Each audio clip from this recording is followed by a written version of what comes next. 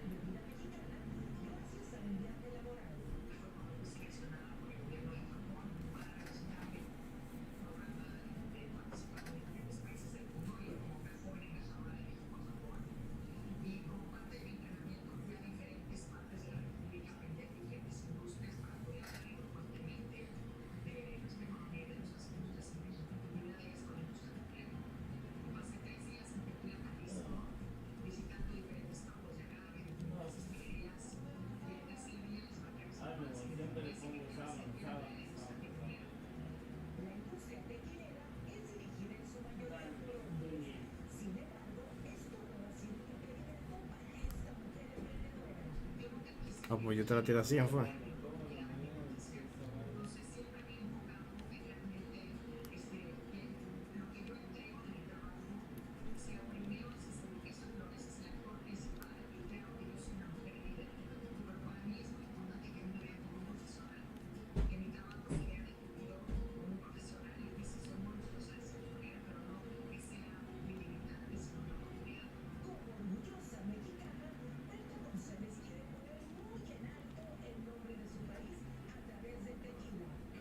No, no, no, no, no. No, no, todavía. Eso es lo que estoy buscando ahora mismo.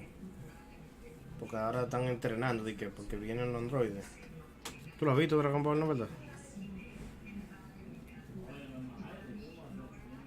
Ajá.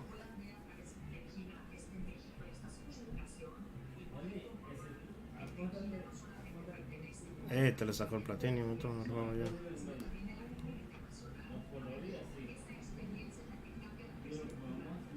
Sí, pero no te deja jugar con amigos o online este juego. Editorio nada más.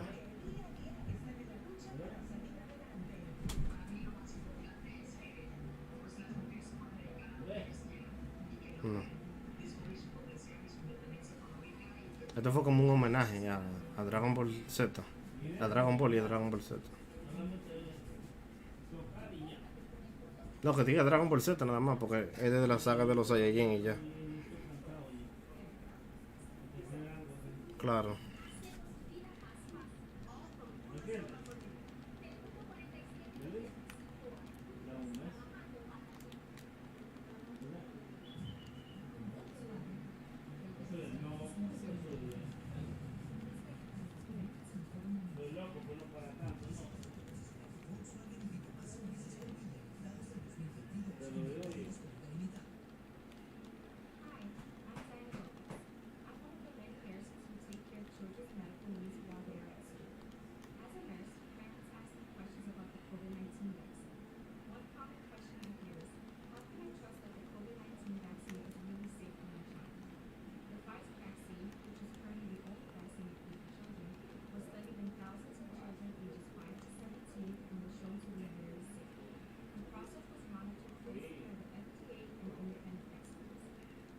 ¿Cómo? Oh, la película, sí. No, todavía.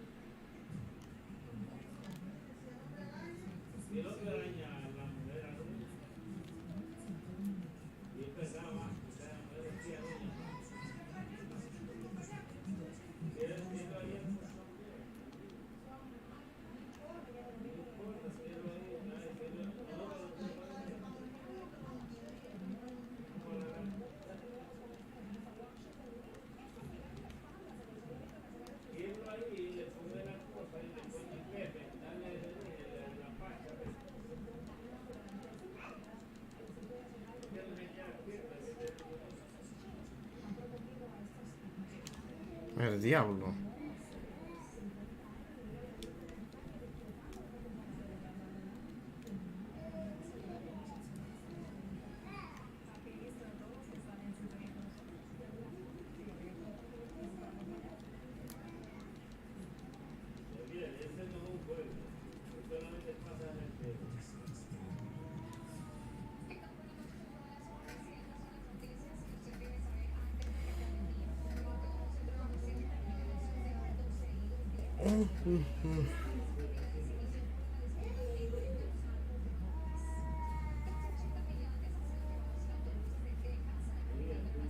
Hellboy, lo que no me gusta de este juego es como que el combate es muy repetitivo, ¿no? ¿Verdad?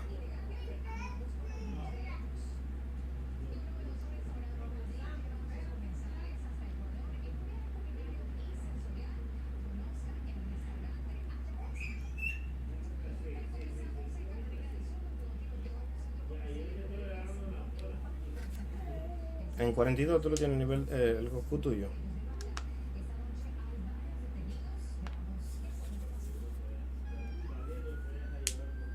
Tú lo tienes en 140, tú lo tenías.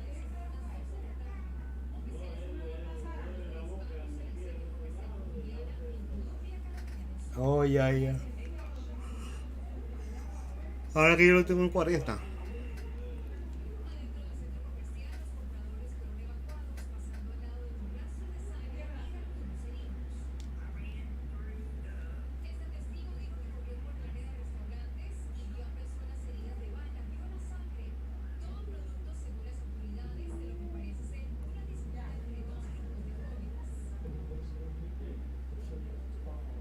Ok, ok.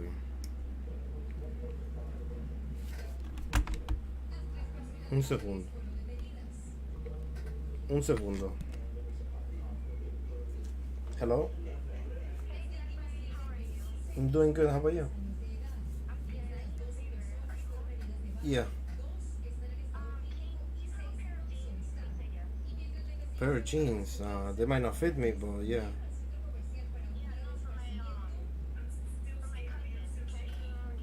Oh, yeah, yeah, yeah. Alright.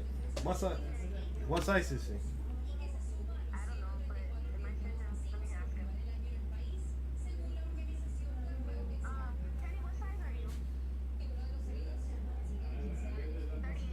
Shit.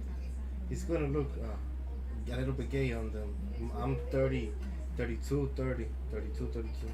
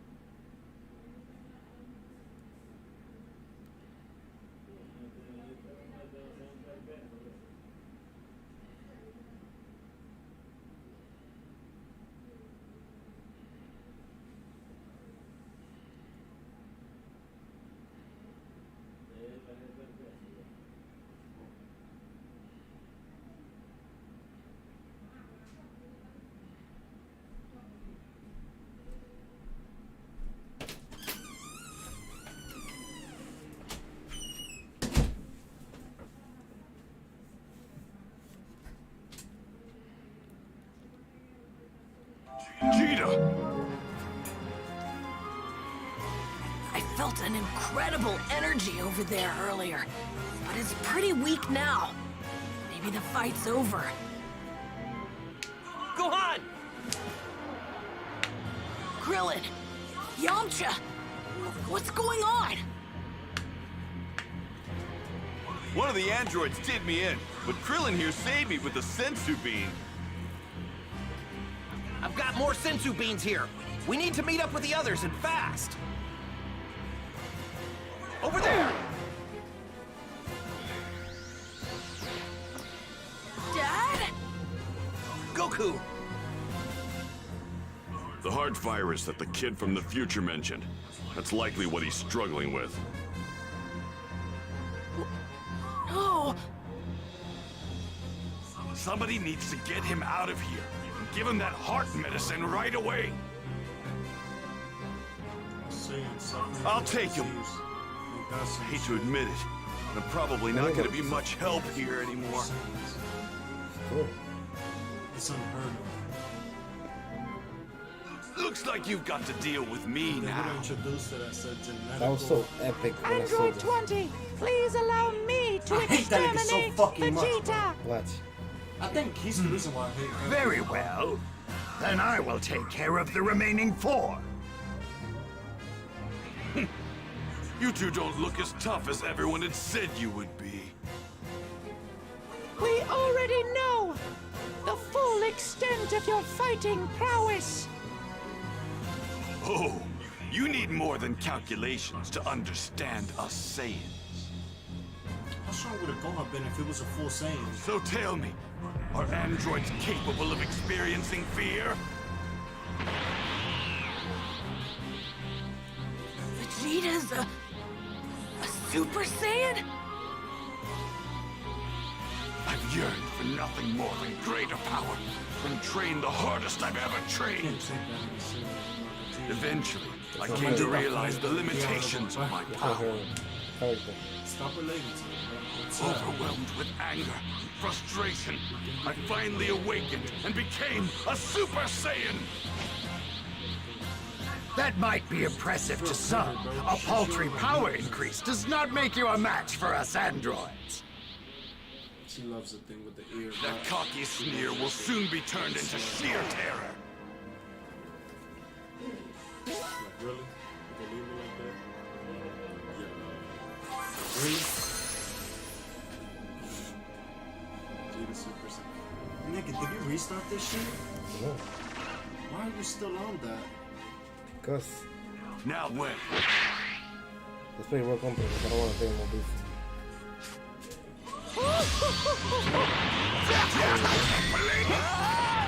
Prepare yourself! You're not...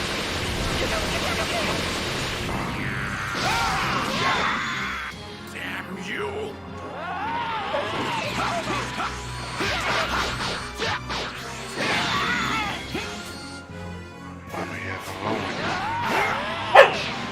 You should play drunk for this. Got a gun! This is awesome. It's a futile. Same Got mechanic. a gun!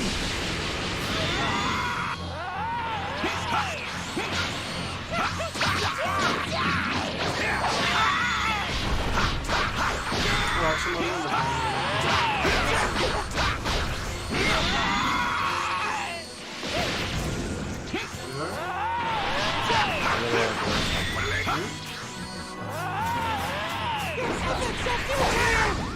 Debería ir de nuevo.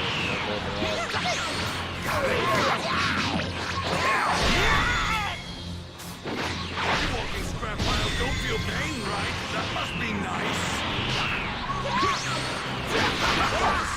Got a gun! Yo me acuerdo que estaba el Fortnite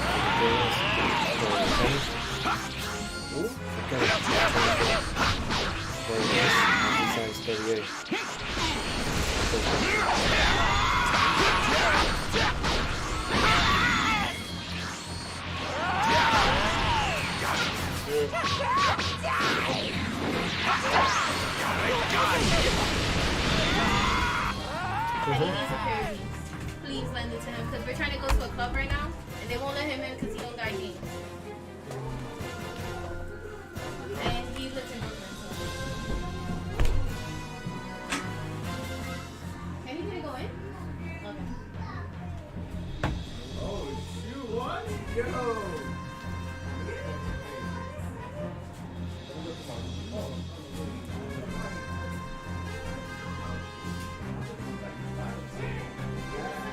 No, he said 38, but he said it was 28.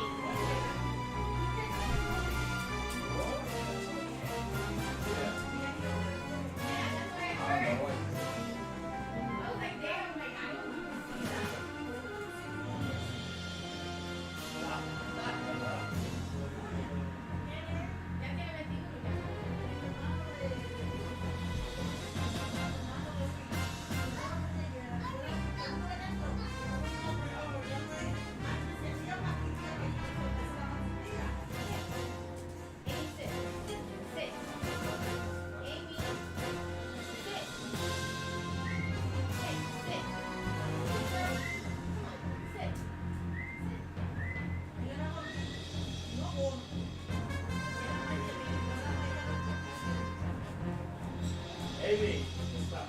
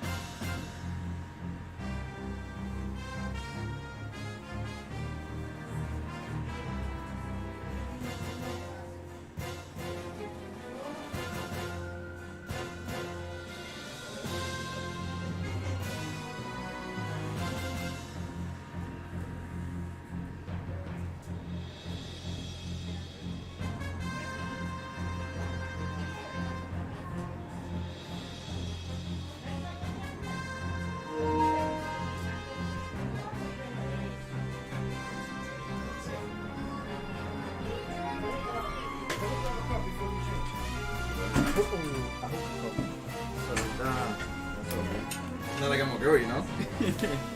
Damn, nigga, how long was it since I last saw you? It was fun. Yo.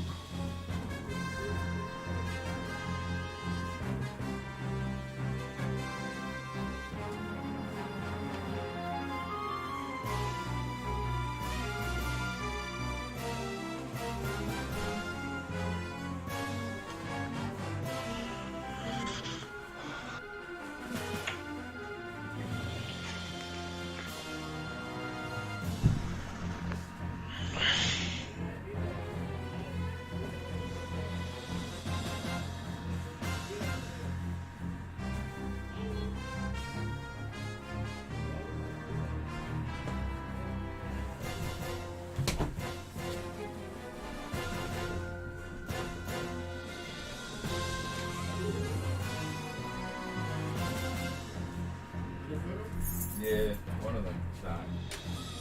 Damn, nigga. You look mad different, bro. I can't, bro. Yo, it's weird.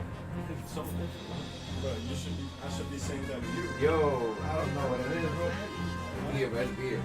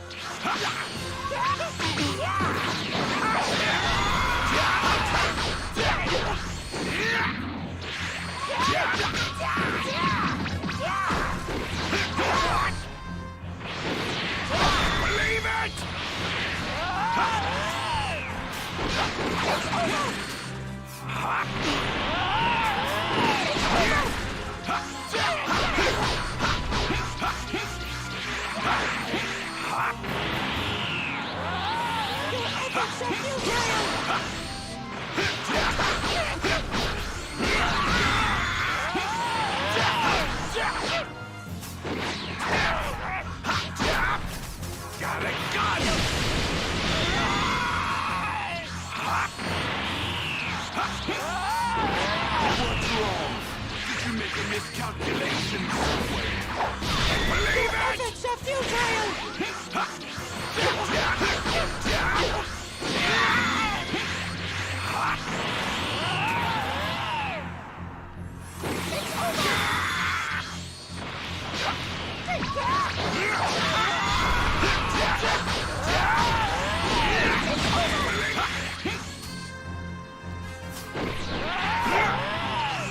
Your energy is mine!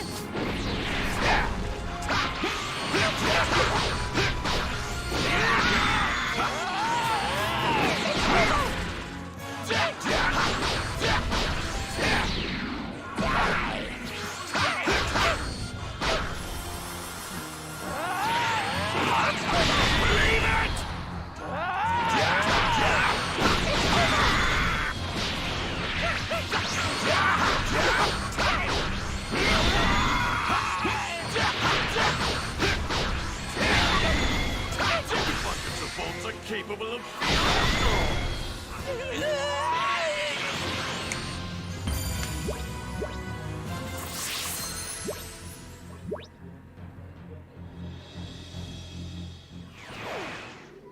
Take this!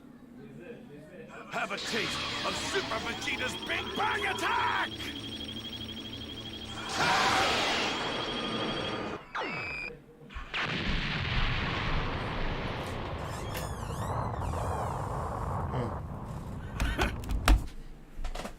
Mira la bacana de la hija tuya, como estaban diciendo, ella no está brincando en la cama, mira dónde vive y se me mió. Porque yo le limpié un charco de miau. Y se mió aquí, después fue y se mió al lado de la caja y ahí tuve que rodar. Ven a ver para que tú veas que esa tipa sabe. En la caja, ve la caja para que tú veas que se le mió la caja. Esa tipa, le voy a dar una paliza. Voy a comprar un periódico, nada más para darle una paliza ahí. Déjalo así ahí, yo lo limpio ahorita. Tiene agua adentro. Hay que limpiarlo. Tiene agua dentro del cuarto tuyo. Tiene agua. Ay, mire, si tiene agua. Esa es el agua. Ella tiene un chin ahí todavía.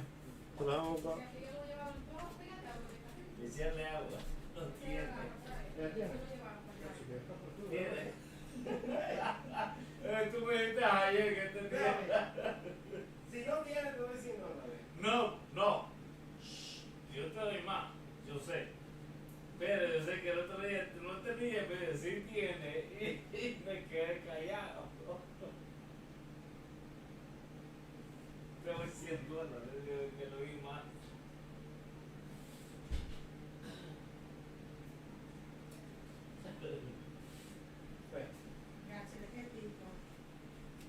Y eso, que ella no se mea en la cama mía.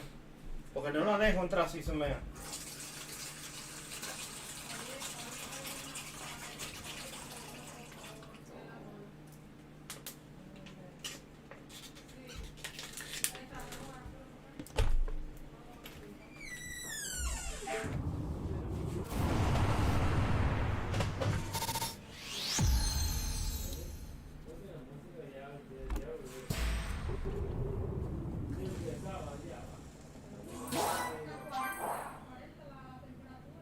Have you... You're...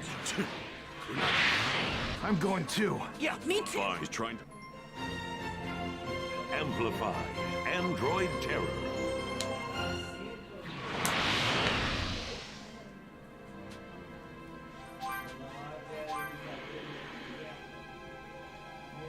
That android has been better...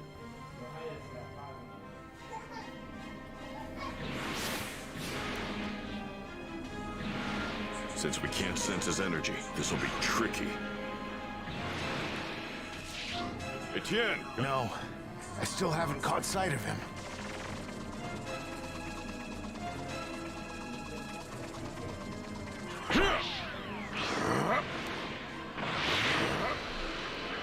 There's no sign of him having left this rocky area. It's more than likely. Have you seen him? Nope. He's pretty well hidden in these rocks.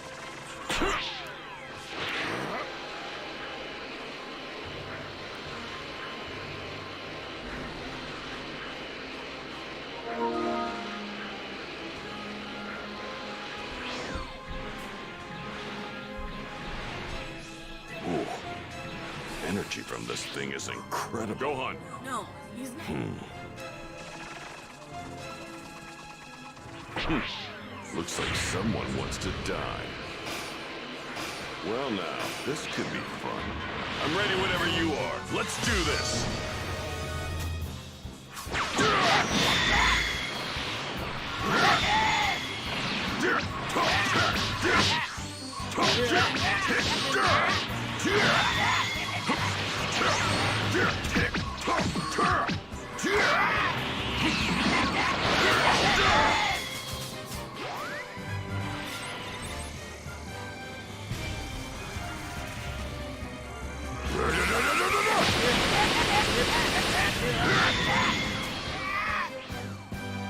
Special beam cannon!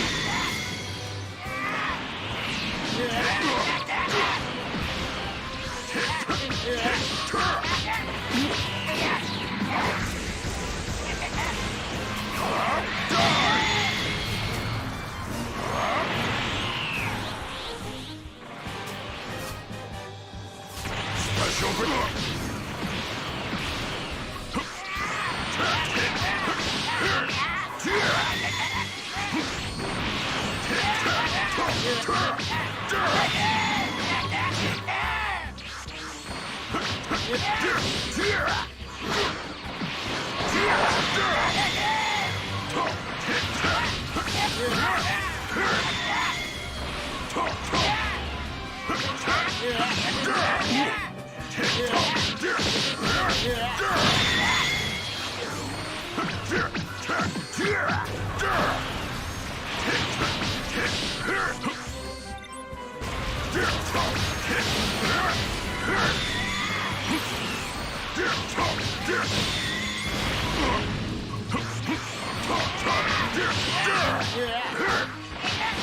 Damn it! I can't move!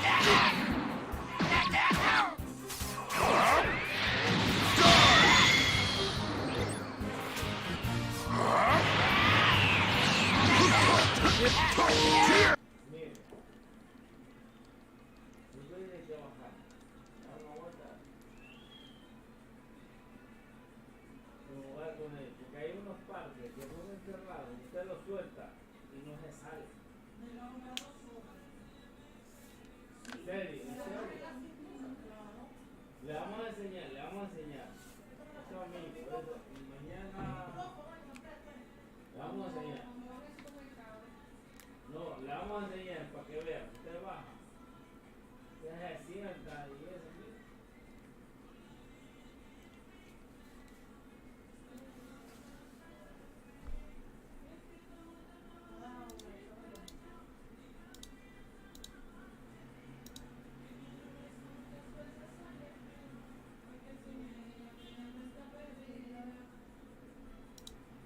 It's time to face the facts. Airbenders have been going easy on everybody this entire time. Their true strength would take your breath away. During the adventures of Avatar Aang, we got a good look at airbending right from the start. With his kindness and strong moral compass, we never had any reason to fear the young airbender. His morals and beliefs are tied fast to his training under air nomads, dedicated to preserving life and avoiding causing harm at any cost. We saw that with his refusal to take the life of the Fire Lord, as he found a peaceful way to resolve such a complex situation. Fast forward to the time of Avatar Korra, and we can see deadly effectiveness of the element through the power of Zahir. The Fire Nation was really lucky that the air nomads were pacifists. Let's have a look at some of the reasons why airbending is the most deadly bending style. The Avatar universe has no lack of creativity when it comes to wielding the elements, but the sheer strength of the airbenders can get overshadowed. The raw power in their hands is enough to cause massive damage without even trying. Just a sneeze from an airbender can create the force of a jet engine. No need for a full moon or special comet to enhance their abilities. Since their style focuses on redirecting and evading attacks, it's hard to determine the true strength of a trained airbender. And they certainly didn't lack the training. Based on what we saw in the show and later on confirmed by the creators themselves, the air nomads were all benders. Every single one of them. So that means that each one of them went through serious airbending training since they were very young. It says a lot about their discipline that they can master such a deadly force in a peaceful way. Peaceful certainly doesn't mean ineffective in combat, though. Their techniques of gliding and air manipulation allow for much more flexibility in movement, aiding in the airbenders' tactics of evasion and defense during combat. Their mobility can be a great asset, making a variety of terrains much more accessible to them and reducing their own physical risk of falling or taking damage. Tenzin has demonstrated this ability, using air to cushion his landing as he is thrown into a stone surface. Influence over air currents also allows the bearer to deflect attacks back at their opponent, even projectiles as big as the flaming rocks used by the Fire Nation Navy. Defensive tactics can be just as useful as offensive ones, as reducing the damage they take keeps them in the fight. The longer they stay in the fight, the more damage they can dish out themselves. So how does an airbender go on the offensive? Well, there's no lack of options. Simple punches and kicks are elevated by the bender's power to add an additional gust of force to their target. This effectively throws them off balance, and depending on their landing, can cause a good amount of additional damage. Creating cyclones of air can trap enemies or be used for increased movement, but it also has been used to launch projectiles. Aang's air cannon is a great example of this. When wielding the elements, the sky's the limit, leading to much more creative moves in combat. Removing people's ability to breathe is a really quick way to end a fight. Without oxygen, your opponent doesn't stand a chance. Zahir from Legends of Korra gave us a clear example of this in his attack on the Earth Queen, but more on him later. Air has more effects on us than we think. Air pressure can do a number on a person. Changes in air density can actually cause damage to parts of our body. For example, our ears. If the pressure changes too rapidly, it can burst your eardrum. This results in not only possible hearing loss, but also immediate vertigo and lack of coordination. A fight when your opponent can't see or stand straight isn't gonna last very long, leading to another breezy victory for the airbender. More extreme versions of this concept would be in the creation of a vacuum, formed by drawing an immense amount of air out of a space. Depressurization of the human body can lead to ruptures of the lungs, swelling and bruising of the tissue, and the blockage of blood vessels due to gas bubbles in the bloodstream. Something so gruesome might not make the cut for the Avatar universe, but it can't be kept out of the realm of possibility for a truly powerful airbender. During the time of Avatar Korra, we see the revitalization of the air nomads through the efforts of Tenzin and his attempts to maintain and pass down the culture of the airbenders. After the harmonic convergence, the sudden appearance of new airbenders provides the boost that the temple needs, ensuring that the ways of the nomads are saved from extinction. Legend of Korra evolved a lot of what we know about airbending. We saw the natural progression of an airbender's training from stage 1, seeing the growth of new benders as they learned to control their element up until they became incredibly capable fighters in their own right, even witnessing Jinora earning her tattoos and becoming anointed as an airbending master. We see their training in both physical and mental forms, receiving as much information about the philosophy behind the techniques as the actual physical techniques themselves. Airbenders aren't exactly known for being violent people, as such action would be in direct violation of their spiritual beliefs and practices. That doesn't mean there are no cases of a deadly encounter with an airbender. Avatar Yang Chen has admitted to actions that directly defied her spiritual beliefs in the pursuit of the greater good and the balance that she needed to achieve as an avatar. It was never specifically mentioned what those transgressions were, meaning a lack of pacifism may be the only crime she had committed. Zahir is the prime example of lethal airbenders. Zahir is incredibly unique, being one of the new airbenders to emerge from the harmonic convergence. After gaining his new powers, Zahir managed multiple complex prison breaks, first freeing himself and then the other members of the Red Lotus from their various high-security confinements. Zahir showed remarkable talent, being both unbelievably strong and creative with the use of his new powers. It's pretty easy to forget that he didn't have an ounce of bending training at the time, let alone any airbending knowledge. Zahir was noted as an incredibly powerful martial artist, but his airbending techniques were fully self-taught at the time of the prison breaks. His previous combat experience certainly gave him a head start on using his new abilities, but they were not perfected, wielding an element as a further extension of the body that he did not use before. A weapon can make an opponent more dangerous, but it can also be their downfall if they don't know how to use it. Zahir was talented enough that this only made him stronger, and he worked to his own strengths and needs, rather than to a training style as ancient and structured as that of the air nomads. In this instance, not having the predisposition to deflect and evade with his bending may have been to his advantage. Instead, he uses his powers very directly and with full force. Zahir is also the only confirmed airbender to have harnessed the ability of flight, though he had to lose his last earthly teacher in order to achieve this feat. He's the first to be shown using the asphyxiation technique on the Earth Queen, and the same technique he would use to try and end the Avatar cycle by killing Korra. This brutal tactic was simple for him, as he never had the moral alignment of the Nomads. Although he may have been a fan of their teachings, he had his own ideals and path to follow. The pacifism of the traditional Nomads was not to his taste. This lack of restraint made him one of the most formidable airbenders of all time. Unpredictable, powerful, and extremely deadly. Shockingly, the first known airbender to have dealt a fatal blow in the series is Monk Gyatso. Aang had once called him the greatest airbender in the world, and there is some real strong evidence to back up that claim. Monk Gyatso never got to showcase his abilities in combat on screen, but we can find clues to his power in the ruins of the Southern Air Temple. The room where Aang discovers his body is scattered with fallen Fire Nation soldiers. This ancient battlefield tells the story of Gyatso's last moments, showing that he certainly did not go down without a fight. Not to mention that he may have had the upper hand for a portion of that battle. This is further confirmed by the lack of scorch marks around the area. These weren't normal firebenders either. They had the increased power from the comet during the time of the invasion. Even when faced with those supercharged soldiers, Gyatso was able to defeat a surprising number of them before he was eventually overwhelmed and met his end. If Gyatso was that powerful in his old age, who knows what he could have done in his prime? As far as we can tell, Gyatso is the most lethal airbender to have ever lived.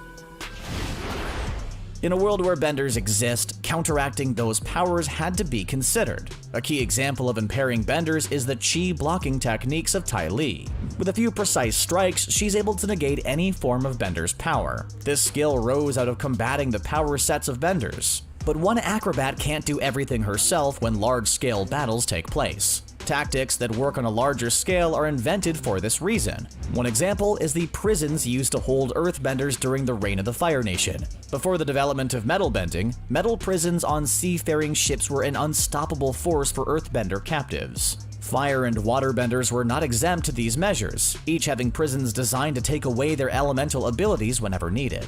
The biggest reasons for the lack of countermeasures to airbending is the fact that no one had been fighting them for over 100 years. The loss of the air nomads created a void in the world's experience, and it was never seen as a threat. Also, the only way to prevent a bender from using their power, aside from Avatar spirit bending to block it fully or blood bending like that of Amon, is to remove their ability to wield it. And the thing with air is you can't really get rid of it. Air's everywhere in a variety of forms, and there's no direct counter for it like there is for fire or water. On the other hand, an airbender can work well to defend against all sorts of bending. Removing oxygen will prevent fire from burning. Knocking an earthbender off their feet will disrupt their connection to their element. Water can be further scattered and dispersed, making it harder to control, and so on. It's not a perfect solution in all cases. But overall, the flexibility of the airbender outclasses all the other elements by far. Facing no real disadvantage with any opponent, the effectiveness and adaptability of an airbender is second to none when wielded by a master.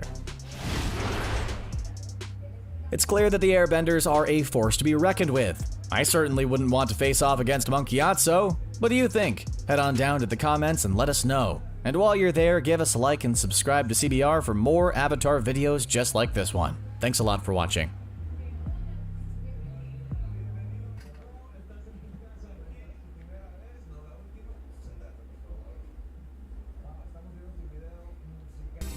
You know the four elements in Avatar: The Last Airbender: water, earth, fire, and air, right? Those four separate elements overlap in some very special cases. Over the course of Avatar: The Last Airbender and Legend of Korra, we have been introduced to some very creative applications of bendings. We learned that within the four elements are sub-elements of bending. Water bending not only has healing, but also blood bending, without a doubt one of the most gruesome and extreme forms of bending. Fire bending has lightning and combustion bendings, and earth bending has lava and metal bending.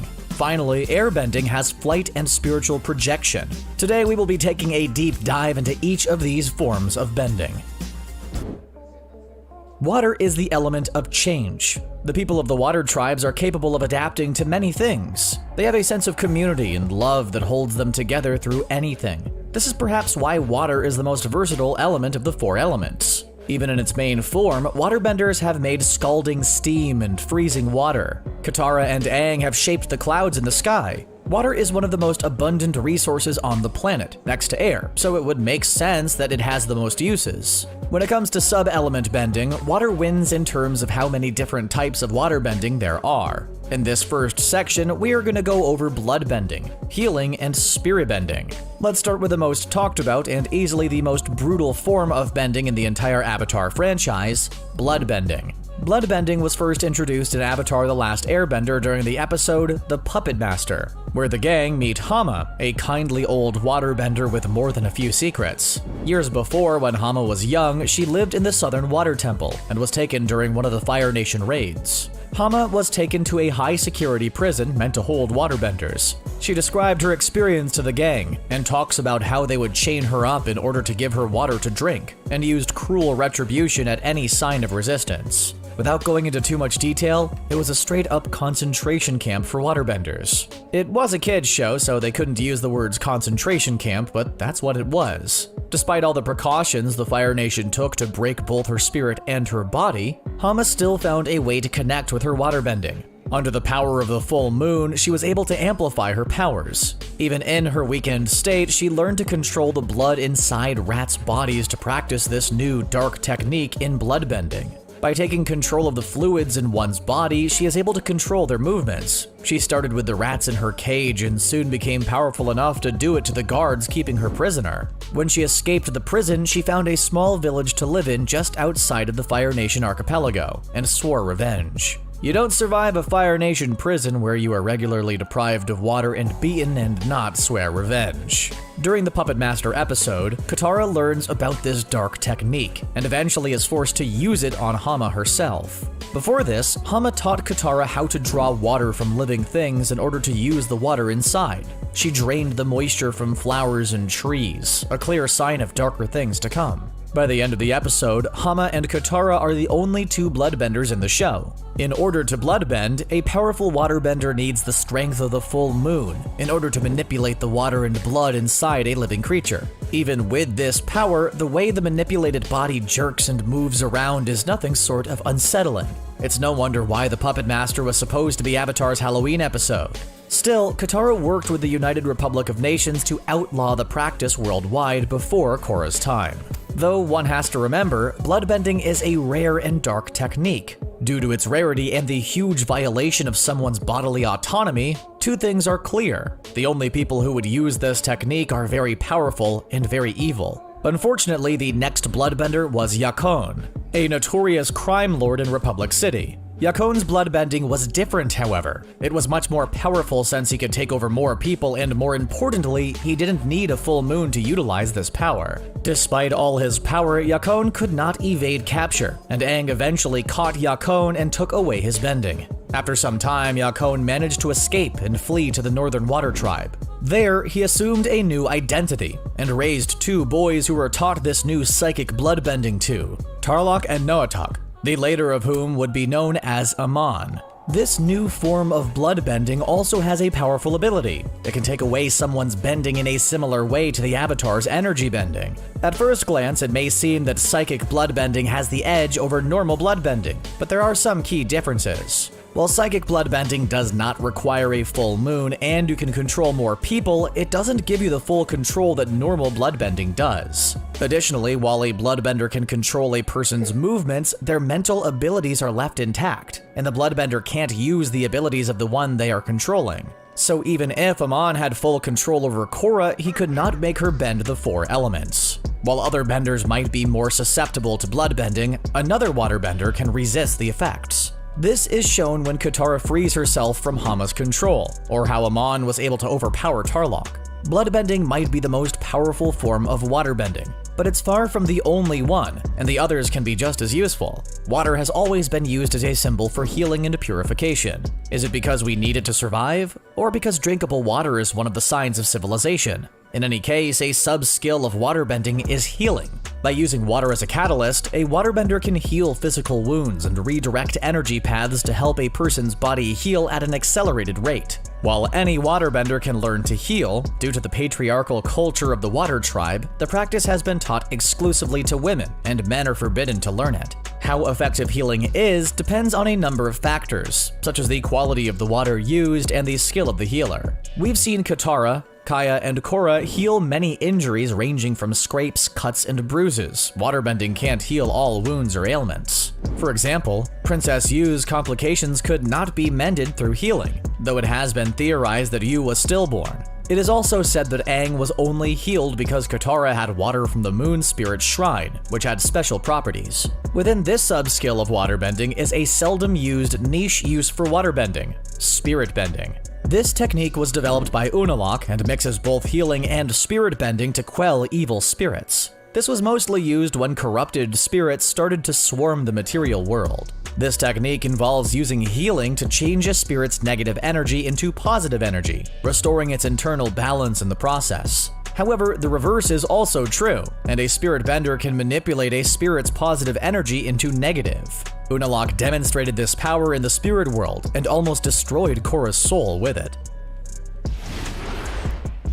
Let's move on from waterbending to earthbending. The people of the Earth Kingdom are diverse and strong. They are persistent and enduring. I mean, you kinda have to be able to bend the hardest element of the four. To bend Earth, one has to be determined, and in some instances, stubborn. You gotta show those rocks who are in charge and be unflinching in your attempts. It is for these reasons the sub-elements of earthbending are so brutal. The first and most obvious sub-element of earthbending is metal bending. Developed by Toph Beifong in Avatar: The Last Airbender, Toph begins to detect the impurities in processed metal, and finds that she can bend them just like regular Earth. Toph saw that even metal was just earth that had been refined and thus malleable. This was just the beginning, however, as Toph used her newfound powers not only to escape, but to help break into the Fire Lord's chambers during the Black Sun invasion.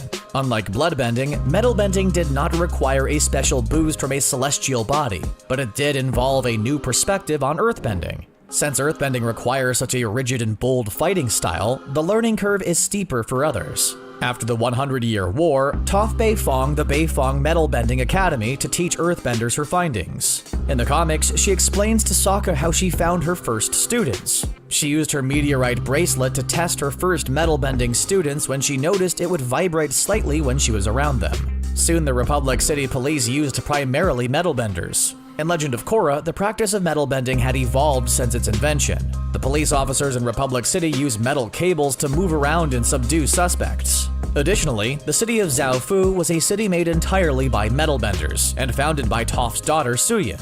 She would also be the one to teach Korra how to metal bend, making Korra the very first metal bending avatar. The art of metal bending evolved as the show progressed. During The Last Airbender, Toph's metal bending was more direct and required physical contact with the metal. Instead of shaping and manipulating it like Earth, she would often crunch and deform plates of metal around her body. It was unrefined, but that's only because it was just discovered, and she was only 12 when she discovered it. During The Legend of Korra, we see metal benders move and manipulate metal like Earth. We mentioned the police officers' cables, but there were even more innovations to the art. Kuvira used metal shingles like projectiles to attack and also subdue people, and even magnetize the metal she bent. While metal bending does have its strengths, there are some metals that cannot be bent. Metal bending requires the user to manipulate the earth particles still within the material. If the metal is highly refined, like platinum, there is no earth left in the metal to bend, and thus it is impervious to this technique. This little weakness was exploited twice, once with Hiroshi Sato and his mech suits, and with Kuvira's giant mech suit. Much like healing and waterbending, earthbending also has a sub-skill all earthbenders can potentially learn: seismic sense. It enables earthbenders to detect vibrations in the ground to perceive objects, people, and other aspects of their environment, essentially acting as sonar, but through earth and metal. It is a skill that was long thought to be held only by Toph, but in fact Toph learned it from the Badger Moles, the original earthbenders. Like her, they could not see and moved through the earth by sensing the vibrations throughout the earth. After training under Toph, Aang began to pick up on the skill. Though not to Toph's level, she could use this seismic sense to not only detect movements and see with her feet, but she could also tell if someone was lying based on the rhythm of their heartbeat. She not only taught it to Aang, but as the chief of the Republic City's police, she taught it to her top officers and her daughters Lin and Suyin. The use of seismic sense was vital for Toph to discover metal bending. Finally, we have the most destructive and rarest form of earthbending, lava bending. Lava bending allows the user to manipulate molten earth. It is very destructive and hard to act against, since lava can burn through almost anything. In the entire franchise, there have only ever been 4 confirmed lava benders: Avatar Seto, Avatar Kyoshi, Bolin, and Gazan. 3 of them have died since, so after Korra ends, Bolin is the last known lava bender. Avatar Seto was the first recorded lava bender. We see him for only a brief moment when Roku explains the Avatar state to Aang. He uses the Avatar state to make 4 small volcanoes erupt. It was assumed lava was close enough to firebendings, but it is in fact a very rare form of earthbending. Kyoshi uses lava bending to separate Kyoshi Island from the mainland. During Legend of Korra, Gazan of the Red Lotus is shown to be a very powerful lava bender, and has to be imprisoned on a completely wooden ship in order to keep him contained. We see through his battles that he can turn rock and metal into molten lava, making him one of the most powerful benders in the Red Lotus, and even the world. Any amount of lava is too deadly. It only took 3 small rocks for him to make a shuriken of lava and break free. During the attack on Zaofu, Gazan made a moat of lava that made it impossible for Korra's friends to rescue her directly. The people of the Fire Nation have desire and will, and the energy and drive to achieve what they want. The history of the Fire Nation is, well, checkered at best. Still, the element of fire is one of passion and energy, which is why it is often misunderstood as an element of destruction. There are 2 sub-elements of firebending: combustion bending and lightning generation. Very little is known about combustion bending. In The Last Airbender, Combustion Man didn't really say much, or anything at all, so we could not glean any specifics about the art from him. However, he did demonstrate the art of combustion bending, and it was nothing short of unstoppable. It consists of the ability to channel chi through the forehead, often marked by an intricate third eye tattoo, superheating the surrounding air and producing a beam of explosive energy capable of immense damage. It is often accompanied by a series of pops, and then an explosion afterwards. When the gang first encounter Combustion Man, he is able to cut through Toph's defenses with ease, and evaporates an entire body of water with a single blast. Only when the tattoo on his forehead is hit is his combustion bending hampered. He is unable to produce any explosion if he is struck in the head. This implies that combustion bending requires good chi flow from the crown chakra, located in the head.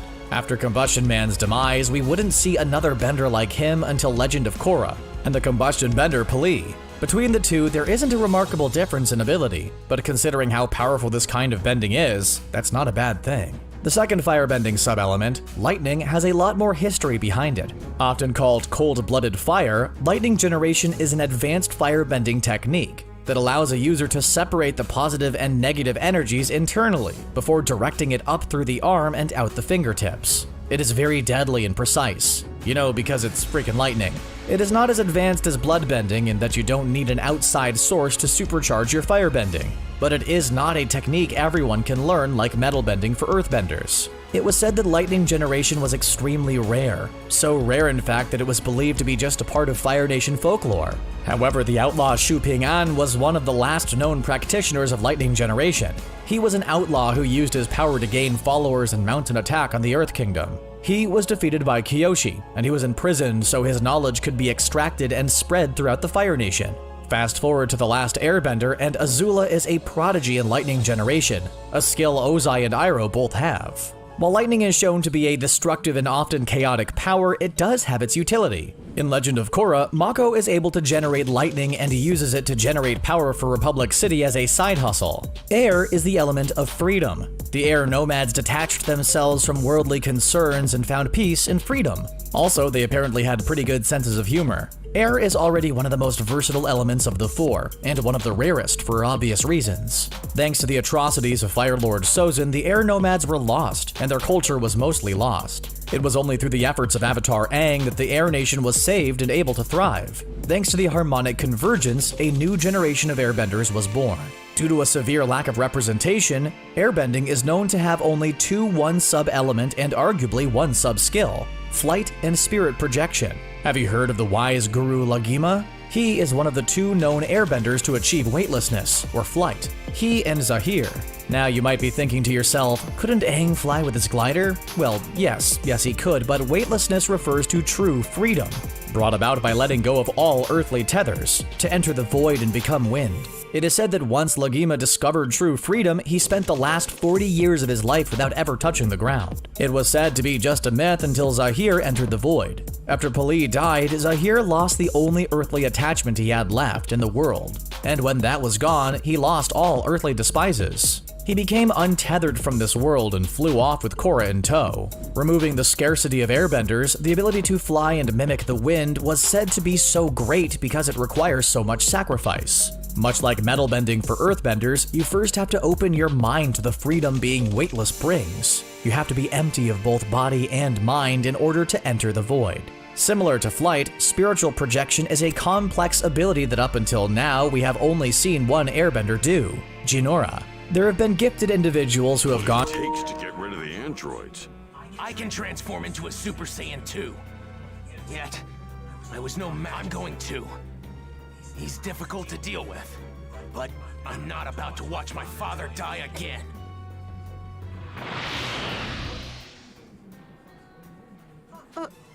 Father? Guess there's no point in keeping it a secret. Not anymore. Kid's name is Trunks. Vegeta is his father. You're his mother. In other words, he's your son. Trunks is the grown-up version of the baby you're holding in your arms right now. What? Really? Well, that explains I it. think it's probably best we destroy the androids, but you guys come with me. Right. Yeah. Okay, Bulma. This is important. Could you let my dad know what's going on? Tell him to come. Hell, I would. Gohan, head back and take her with you. Understand? We're more than strong enough to destroy the android. All right, let's go. Right.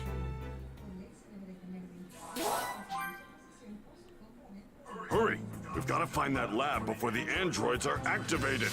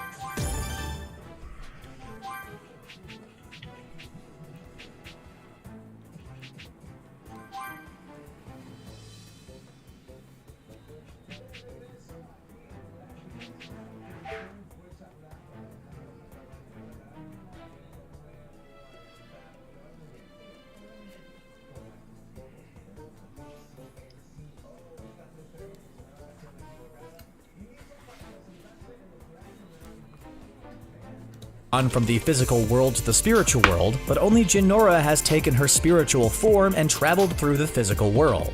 This requires a heightened sense of spiritual energy. It might work best for airbenders since their philosophy allows them to have a heightened connection to the spirit realm and let them take flight in another way. And those are all the sub-elements of bending. Which one's your favorite sub-element? If I had to pick one, I would pick metal bending. I know blood bending is powerful, but it's too brutal for me. I would get squeamish. Let us know what you would pick if given the choice in the comments down below. Be sure to hit that subscribe button for more CBR content.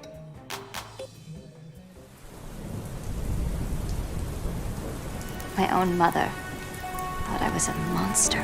Why would he want you back home, except to lock you up where you can no longer embarrass him? She's a true prodigy.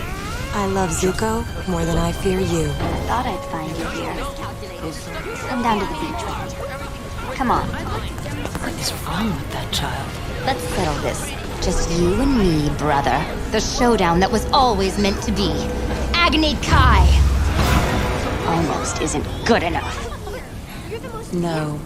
I love you, Azula.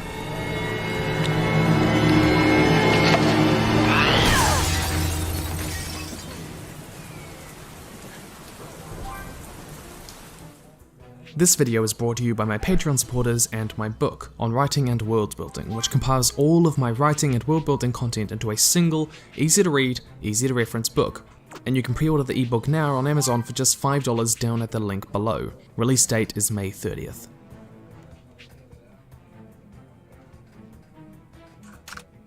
Part 1. Dad's going to kill you. Really, he is. Avatar has always endeavoured to bring a depth to its characters, even its villains, and Azula is no exception. Her story is one of abuse, emotional manipulation, mental breakdowns, and deeply broken parental relationships, all things woven into a complex psychology. To examine her, we will begin with 4 traits and what they mean for her psychologically. Azula is introduced to us as a calculating, cunning, and shrewd enemy. And even as a young child, a hallmark of her psychology was a lack of basic empathetic skills. When learning of Lu Ten's death, her cousin, and that Uncle Iroh would be returning from the warfront home, instead of understanding her uncle's pain and grief, she says the following. Uncle's coming home. It means Uncle's a quitter and a loser. He found out his son died and he just fell apart. He's probably just sad his only kid is gone. A real general would stay and burn Ba Sing Se to the ground, not lose the battle and come home crying. She even theorizes about the death of Iroh in the war with hope. If Uncle doesn't make it back from war, then Dad would be next in line to be Fire Lord, wouldn't he? Azula, we don't speak that way. She is shown to give little concern to the deaths of others at 2 other points as well. He's not exactly the powerful Fire Lord he used to be. Someone will probably end up taking his place soon. Even the death of her own brother, Zuko, whom she has known her whole life. Dad's going to kill you.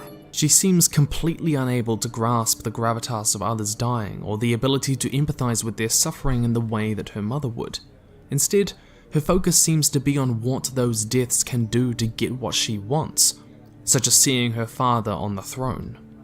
But a second and perhaps more defining part of her psychology is her proclivity for emotional and psychological manipulation for personal gain. Rather than engaging in direct physical aggression, despite outmatching almost every opponent she could have, she instead undermines her enemies by identifying their weaknesses and exploiting them for personal gain.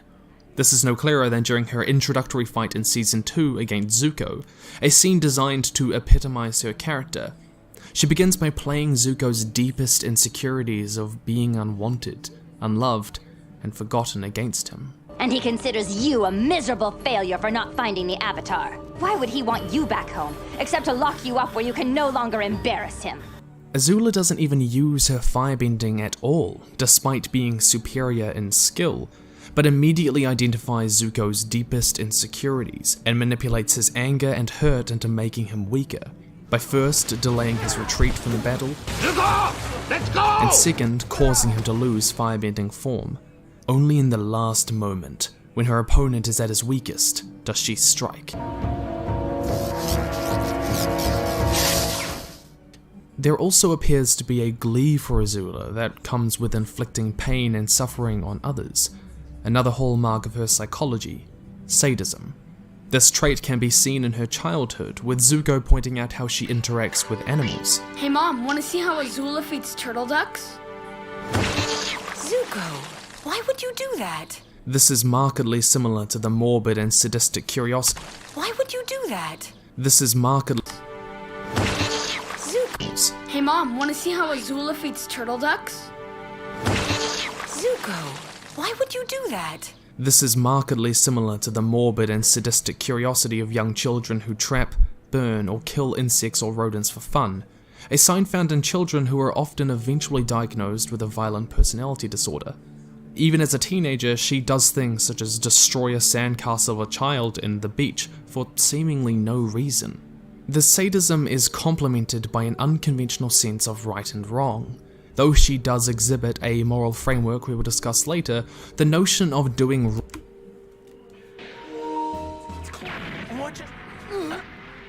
You didn't create us.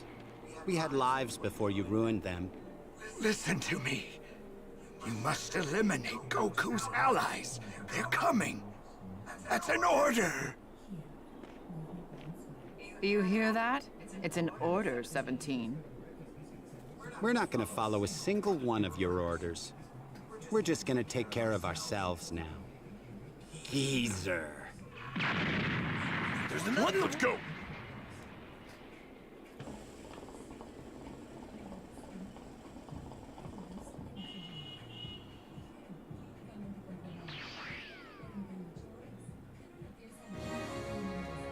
Hey.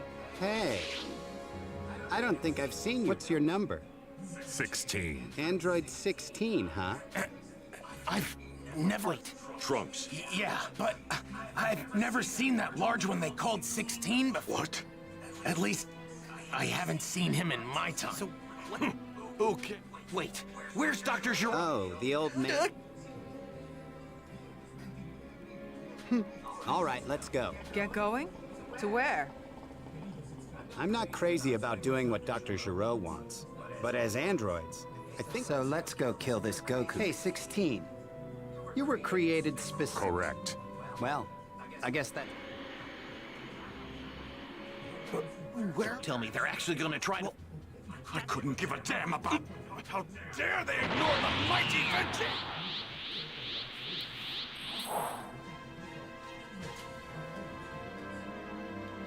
Kill Kakarot? Ha! Don't make me laugh! They're going to pay for not recognizing my power!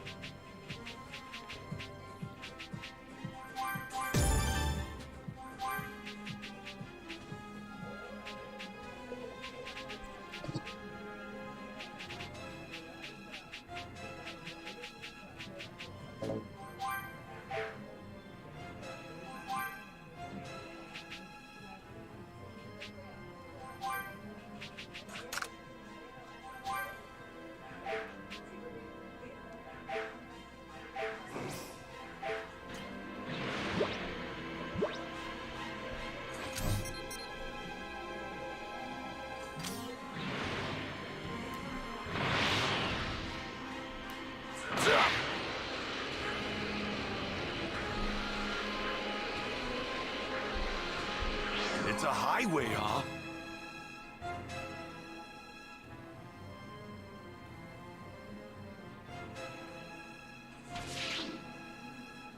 Well, you're going to see because you got so Wait, negative. wow. Vegeta, what? Do you know what that means? Be warned. So I guess since you're an android, you're not me. Big Bang! Don't tell me. That wasn't the best you can do, was it? Of course not.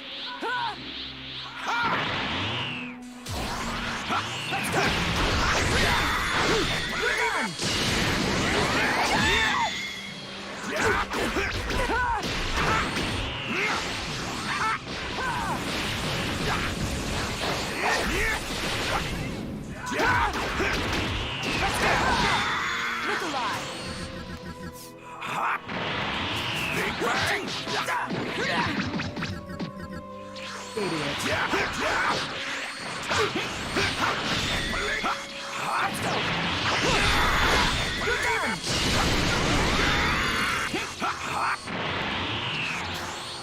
Big Bang! Let's go! Big Bang! Wow. I didn't think you had this much in you. Does that mean that Goku guy is even stronger than you? I'm the stronger one. No matter.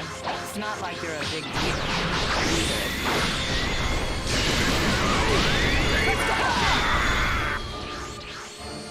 You're done!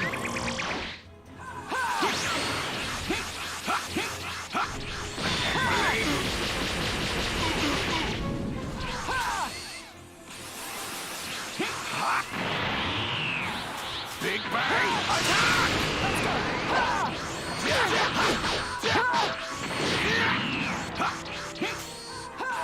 Prepare yourself!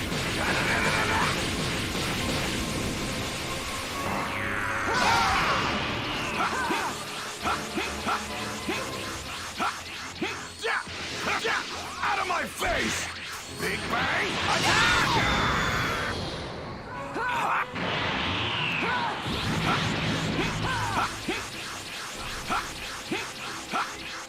Big Bang, attack! Believe it! Big Bang, attack! Looks like you're running out of steam. I guess I'll better put you out of your misery.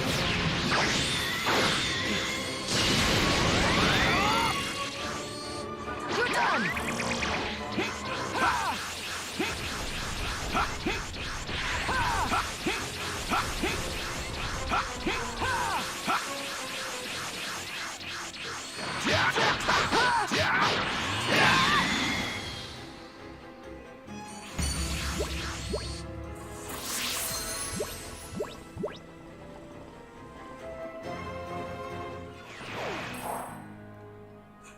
Maybe. Oh.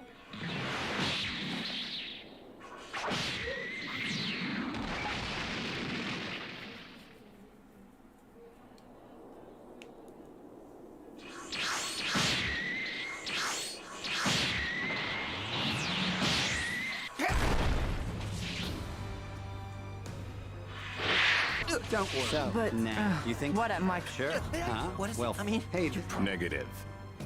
you heard the big guy. Yeah. But shouldn't you be helping your friends instead of talking to us?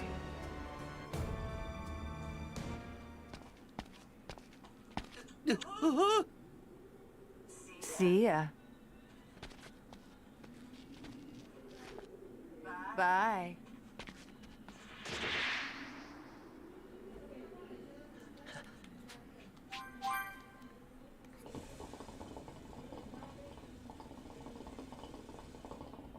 So they Okay, forward. So, let's calm down. I was so. But Piccolo. But what about? I mean, Vegeta. What? I'm going. Gotcha. Okay. Right.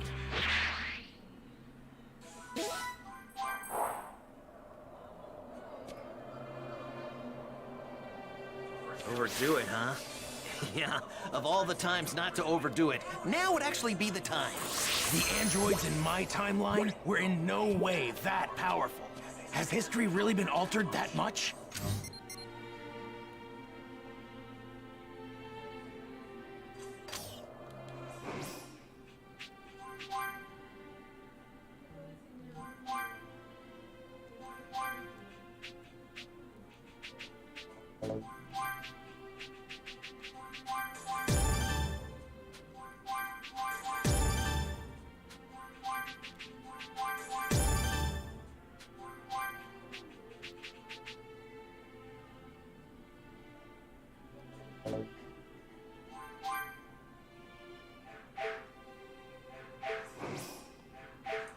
Tell us what the future's like, Trunks. I mean, if you want to. No pressure or anything.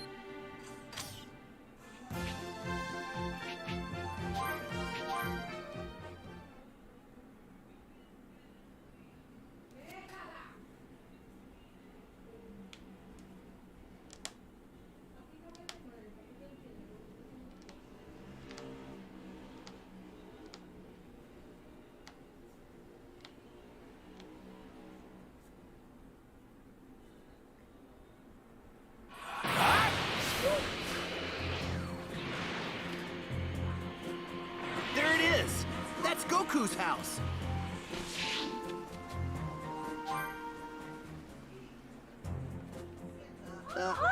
Trunks?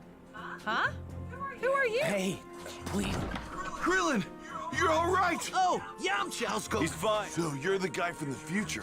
Sorry, What's going Two. Oh no, that's not good. All right. Now, There he is. we'll tell you.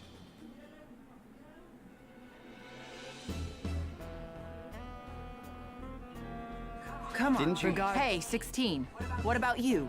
You know something, right? Goku. So you did know something. You're just full of surprises. Affirmative. If we fly, we should arrive in a matter of minutes. I know, right? See, this guy gets it. Traveling on foot is a complete waste of time when you're capable of flying. You're such a whiner. It's You know what? You can be a real pain.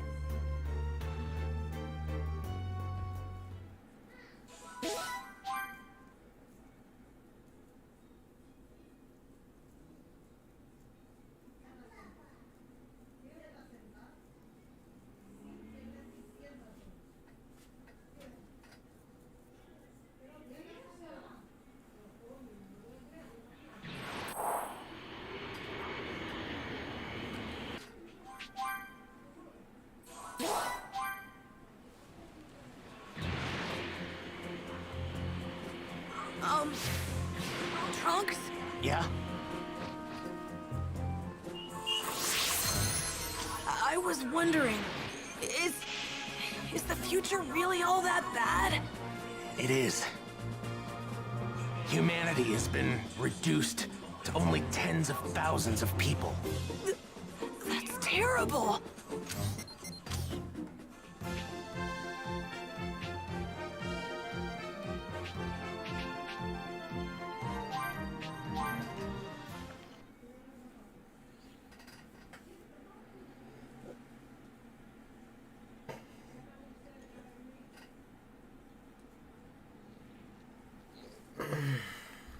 Righteous things for righteousness' sake seems to be foreign to her. When Zuko becomes infuriated that he no longer knows the difference between right and wrong, she dismisses this as pathetic. Because I'm not sure I know the difference between right and wrong anymore. You're pathetic. This part of her psychology too matches with her paramount focus on personal gain. The rigid moral framework of right and wrong that Zuko needs would necessarily conflict with what she wants, particularly when it comes to the acquisition of power. At first, though we might identify these 4 traits with a severely destructive kind of psychopath, the focus on indirect aggression through manipulation of others for personal gain, in Azula's case power, is more indicative